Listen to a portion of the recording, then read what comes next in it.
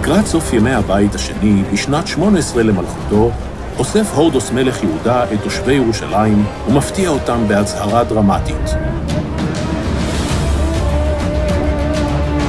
הורדוס מכריז על כוונתו להרוס עד היסוד את בית המקדש הישן שבנו שבי ציון בהר המוריה, ולבנות במקומו מקדש חדש, קדוש ויפה מכל מה שנעשה בימינו. היהודים המומים מדברי הורדוס. המחשבה שהרודן, שרצח אלפי אנשים, יפגע במקום המקודש להם ביותר, רק כדי לפאר את שמו, מכניסה אותם למתח. הם מפחדים שהורדוס יהרוס את בית המקדש הישן, מבלי שישלים את בניית בית המקדש החדש. בכך הוא ישאיר אותם ללא מקום לעבודת האלוהים, קרחים מכאן ומכאן. העם שרוי בבהלה. לאן התגלגלו הדברים? יוסף בן מתתיהו מספר שהורדוס הרגיע את היהודים בהבטחה שיכין מראש את כל חומרי הבנייה לפני שיפרק אפילו אבן אחת מהמקדש הקיים. בתלמוד מסופר שהסיפור האמיתי קשור להסכם פיוס חשאי שנרקם בין הורדוס לבין חכם יהודי בשם בבא בן בוטה. במפגש בארבע עיניים מביע הורדוס חרטה על האלימות שהפעיל נגד היהודים, ומסכים לכפר על מעשיו בבניית מקדש חדש ומהודר שיפיץ את אורו בכל רחבי העולם. הוא, כי בא אורו של עולם, ילך ויעסוק באורו של עולם. החיבור עם הורדוס פותח חלון הזדמנויות היסטורי. הבנאי הדגול של קיסריה, מצדה, הרודיון ואין ספור מפעלי בנייה, משלב ידיים עם העם היהודי. יחד יהפכו את המקדש הקטן והצנוע בירושלים לבית תפילה גדול ומפואר שיטביע חותם עמוק על האנושות. העבודות נפתחות בפרץ אדיר של פעילות. הורדוס מכין אלפי עגלות ובהמות מסע, מנופים, גלגלות עץ, מכשירים הנדסיים וכלי חציבה מכל הסוגים. לצד מיטב המהנדסים של העולם הרומי, מסתערים על המלאכה 10,000 פועלים יהודים ומאות כהנים העוסקים בבניית החלקים המקודשים. אבל בעיה אחת מאיימת להכשיל את המפעל כולו. הר המוריה הוא כמובן המקום המיועד למקדש החדש, אלא שהוא צר ותלול, שטח הבנייה בו מצומצם, ובוודאי שלא מתאים להקמה של המתחם המונומנטלי שאותו ראה הורדוס בעיני רוחו. הפתרון של הורדוס היה נועז ויומרני, לבנות חומות אדירות שיתמכו ברחבה ענקית, ובמרכז הרחבה יוקם המקדש. המרכיב החשוב ביותר בתוכנית הוא שימוש באבני בנייה ענקיות שיבטיחו את יציבותם של כותלי הר הבית. הסתכלו על האבנים האלה.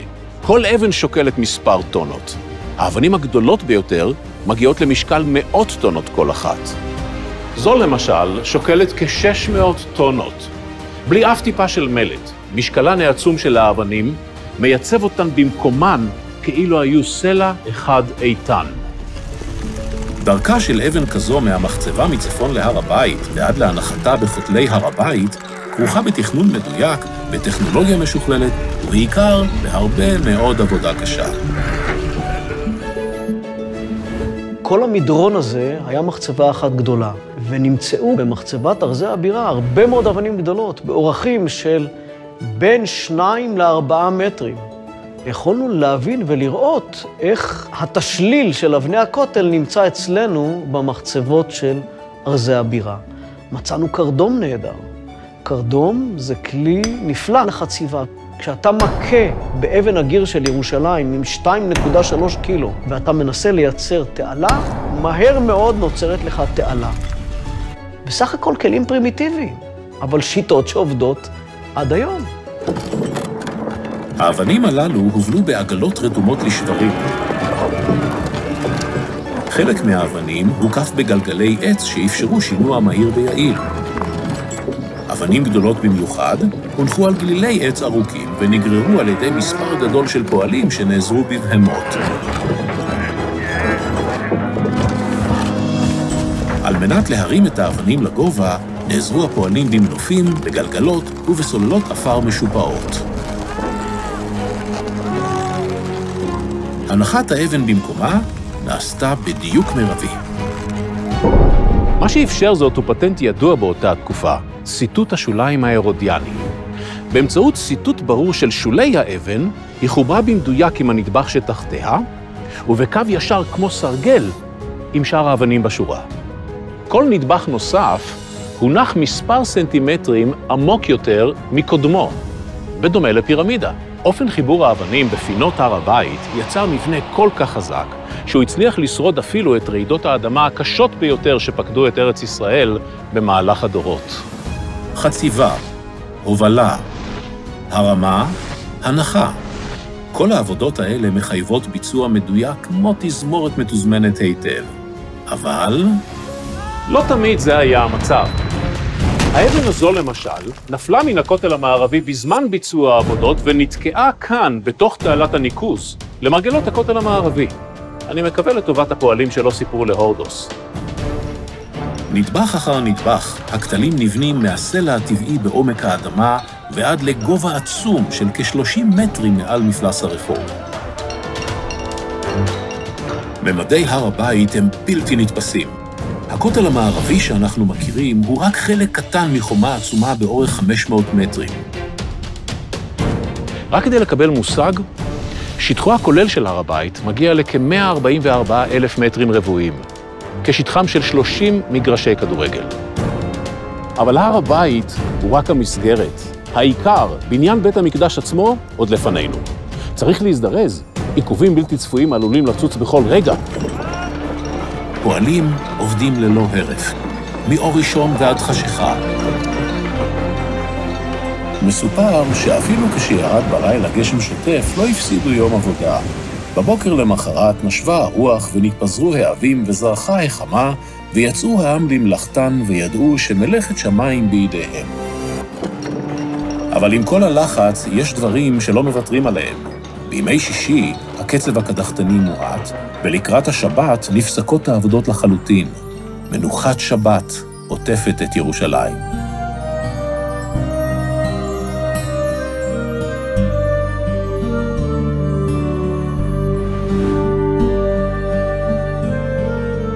אני ניצב פה ליד פינת הר הבית. האבן הזאת היא ראש הפינה של הר הבית, והיא גם הראשונה שהרומאים הפילו לאחר שכבשו את העיר והתחילו להרוס את קירות הר הבית. על האבן הזאת נתגלתה כתובת. זו כתובת בעברית, עברית צחה. נקרא ביחד. לבית התקיעה לה. אני מצדד עם מי שמשלים לבית התקיעה להבדיל. להבדיל בין קודש לחול. וזה מביא אותנו אל יוסף בן מתתיהו, ההיסטוריון בן התקופה. הוא מספר לנו שבערב שבת עלה כהן, חצוצרה בידו, ותקע בחצוצרה כדי להכריז על כניסת השבת, וכל מי שעבד באותו זמן שבת ממלכתו.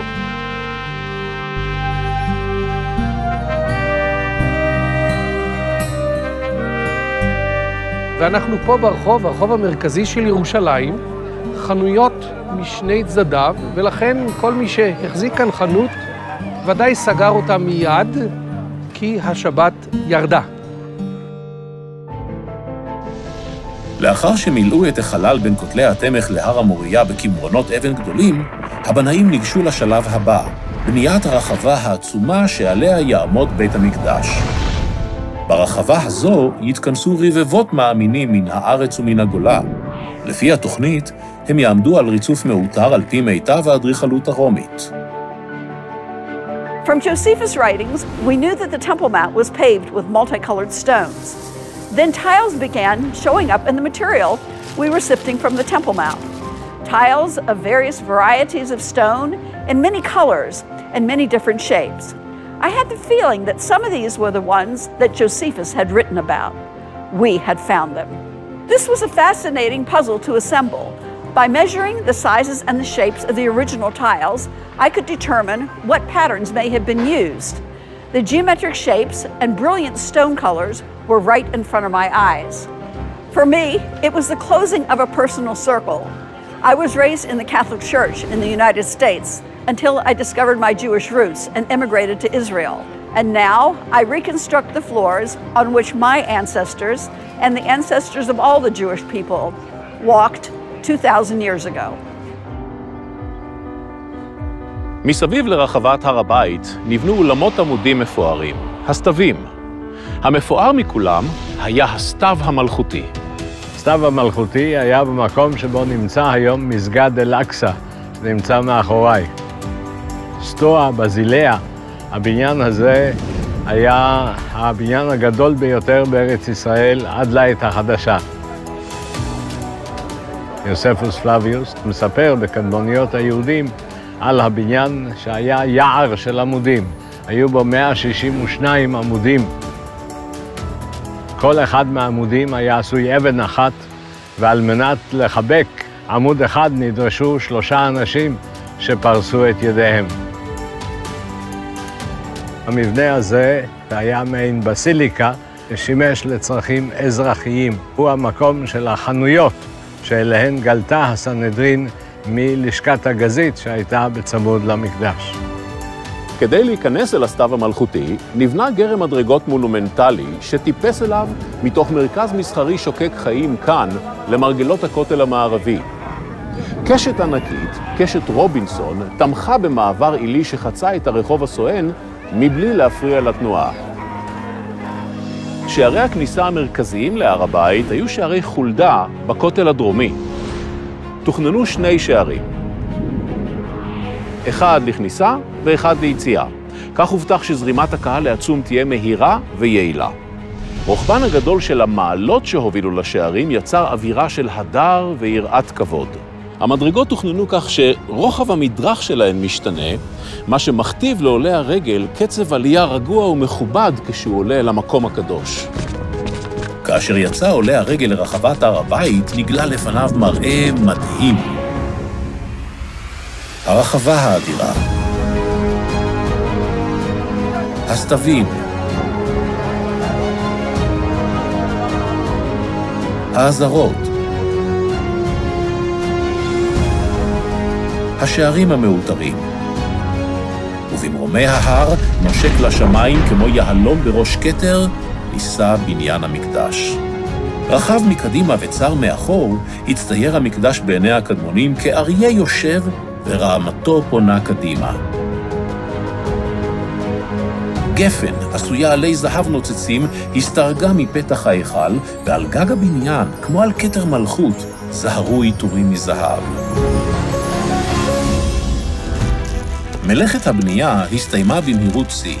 תוך 1.5 שנה בלבד, השלימו היהודים בניצוחו של הורדוס את בניין המקדש. תושבי ירושלים הביטו במעשה ידיהם. מולם ניצב בית תפילה שהיה מן הגדולים והמפוארים בעולם כולו. אפילו טיטוס שהחריב את המקדש הכריז עליו פאר היצירה האנושי.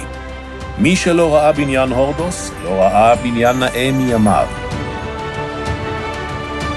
למקדש החדש נהרו רבבות עולי רגל לעבוד את אלוהי ישראל.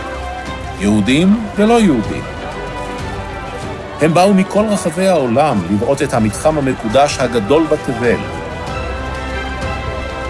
מקדש שנבנה לאל שאינו נראה, בלי דמות ובלי פסל, ושעריו פתוחים לכל בני האדם. בית תפילה לכל העמים.